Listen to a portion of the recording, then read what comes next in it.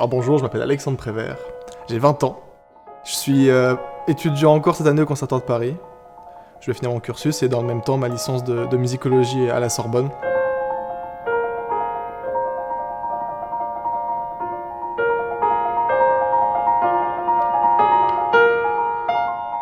Mes parents m'ont mis un clavier devant le nez avant mes 4 ans. Au début, je pense que j'ai plus tapé dessus qu'autre chose quand je jouais, puis au fur et à mesure, j'y ai pris goût. Et voilà, j'en fais toujours, 16 ans après.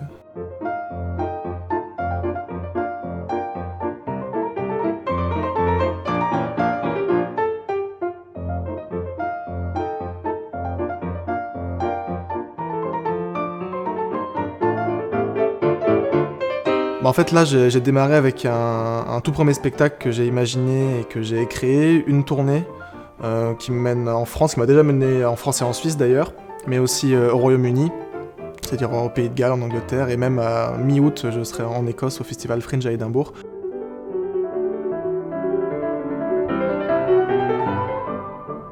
Au fil de mon parcours de musicien, de pianiste, je me suis rendu compte à quel point les compositeurs avaient pu s'inspirer de ressources poétiques, de poésie, de poèmes, pour composer leurs morceaux. Et du coup, je me suis dit que si le compositeur avait des accès directs à ces ressources poétiques, si l'interprète, quand il travaillait, avait lui aussi la possibilité d'aller piocher directement là-dedans pour s'inspirer et pour bosser, pourquoi est-ce que le public, lui aussi, n'aurait pas le droit à l'accès à ces ressources poétiques? Et du coup, je me suis dit que ça pouvait être quelque chose à la fois d'intéressant, de pédagogique, mais aussi de ludique par rapport au public, que de leur amener ça. Mais comme l'idée, c'est d'être un professeur, de donner des conférences, j'ai essayé de trouver un format spectaculaire au sens propre du terme, c'est-à-dire de mettre en scène ça. Et au final, ça donne un grand voyage à travers le temps, à travers l'espace, dans l'Europe, à travers les siècles. Avant, ça m'était déjà arrivé de jouer à l'étranger, mais vraiment dans des récitals à la forme classique. Et j'aimais ça, mais je sentais qu'il me manquait quelque chose, en tout cas qu'il y avait quelque chose qui pouvait vraiment faire que j'y prenne beaucoup plus de plaisir et que j'y trouve beaucoup plus de sens.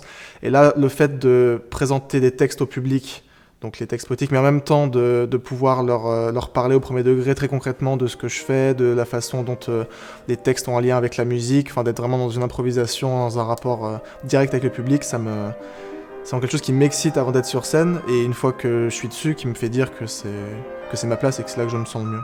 Après, j'ai pour projet d'essayer d'en faire une deuxième version, enfin une deuxième édition en fait, en poussant vraiment au bout le concept, à la fois dans les textes, dans les morceaux et puis dans la mise en scène.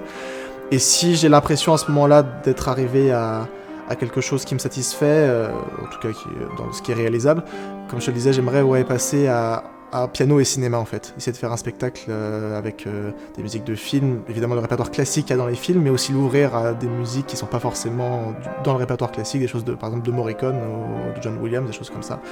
Et voilà, vraiment cette direction que j'ai envie de donner vers le théâtre et vers le cinéma.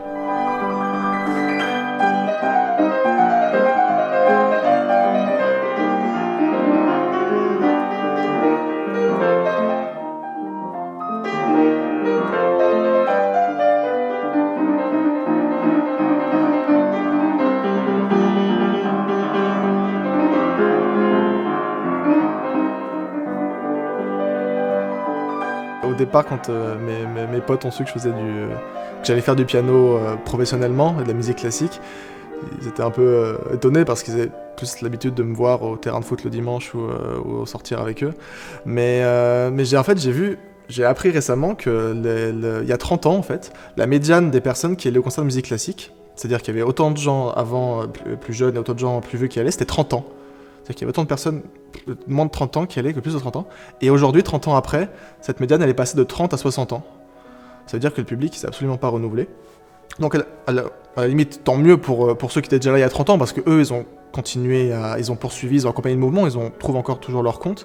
Mais à mon avis, et c'est même presque une dimension politique là-dedans, c'est-à-dire que ceux qui sont arrivés, les jeunes générations depuis 30 ans, on leur a pas donné les clés, on leur a pas donné envie en fait d'écouter.